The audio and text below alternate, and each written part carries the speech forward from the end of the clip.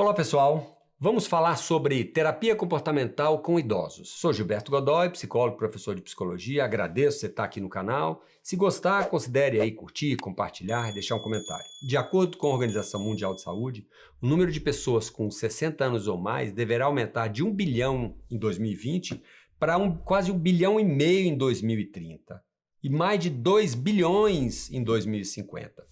No Brasil, o IBGE projeta que a população de idosos deverá crescer aí aproximadamente 30 milhões de 2020 para cerca de quase 80 milhões em 2050. Então, as investigações sobre as contingências que permitem uma boa qualidade de vida na velhice reveste de grande importância científica e social, e a compreensão das condições de vida do idoso em seu contexto familiar e social, as limitações físicas, naturais, aspectos emocionais, a habilidade funcional dos comportamentos dos idosos são fatores que merecem descrições e intervenções baseadas numa abordagem profissional, e a psicologia comportamental é extremamente importante nesse sentido. A expectativa de vida global aumentou de 65 anos em 1990 para quase 73 anos em 2020 e deve continuar aumentando.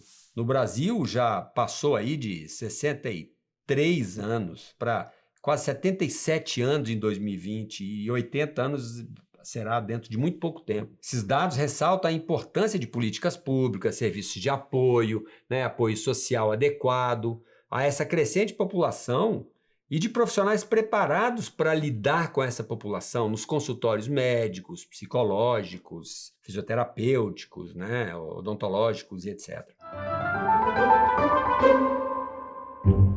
Os estudos sobre a história da velhice têm aspectos muito curiosos. Na Grécia Antiga, por exemplo, as pessoas eram velhas com 40 anos ou até menos. Aliás, embora Platão tenha morrido com 81 anos. No Oriente, China, Japão, o ancião era visto com uma aura de privilégio sobrenatural. A velhice era associada com sabedoria e experiência. Na Idade Média, teve início a concepção moderna de isolamento dos velhos e retiros, asilos. No Renascimento, persistiu a ideia da inevitável decrepitude do caráter melancólico da velhice. No final do século passado, de lá para cá, há um movimento de valorização do idoso e os dados mostram que a expectativa de vida do brasileiro será de 80 para 90 anos em algumas décadas. Então há idosos de vários tipos, ativos, dependentes, acamados, em depressão, atletas, profissionais, e as condições ambientais de uma pessoa idosa são determinantes para a qualidade de vida, e a forma como ela viverá na velhice tem uma relação muito grande com educação, família, cultura, governo, interesses e etc. A terapia comportamental com idosos é uma abordagem terapêutica que se concentra em modificar comportamentos disfuncionais, entendendo as contingências aprendidas e vividas, e promover habilidades adaptativas para melhorar a qualidade de vida das pessoas. São levados em consideração os sentimentos, pensamentos da pessoa idosa a partir da sua condição biológica, potencial e limitações, e das suas experiências de vida, para que ela possa, de uma forma ampla,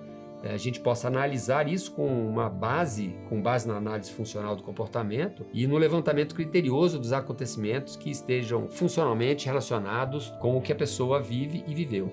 O modelo de explicação a partir da seleção por consequências e análise de contingências são ferramentas interpretativas básicas também levadas em consideração na terapia comportamental geral e também na terapia com idosos. No nosso curso de formação em terapia comportamental com idosos, que geralmente tem início nos meses de agosto e indo até dezembro, a gente sempre aborda as definições legais relacionadas ao idoso, pesquisas recentes sobre o tema, dados demográficos e sociais, sexualidade do idoso, as relações sociais familiares, avaliação das potencialidades e limitações, como eu já falei, do idoso, o ambiente do idoso, a importância de avaliações médicas, quais as mais importantes, e avaliações psicológicas também, quais as especialidades, como eu disse, que realmente são relevantes para o idoso, a organização do dia a dia, os rituais e as contingências que favorecem a saúde geral, a pele do idoso, a alimentação, a visão, a audição, mudanças físicas pertinentes à idade,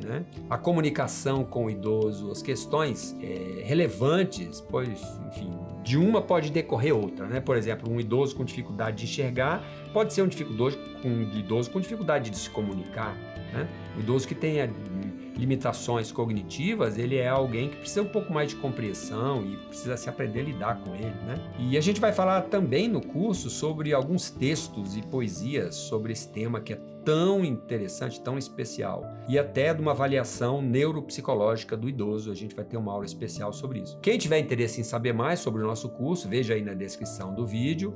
E obrigado por estar aqui assistindo o nosso canal e considere deixar um comentário, uma sugestão, se você gostou. Muito obrigado.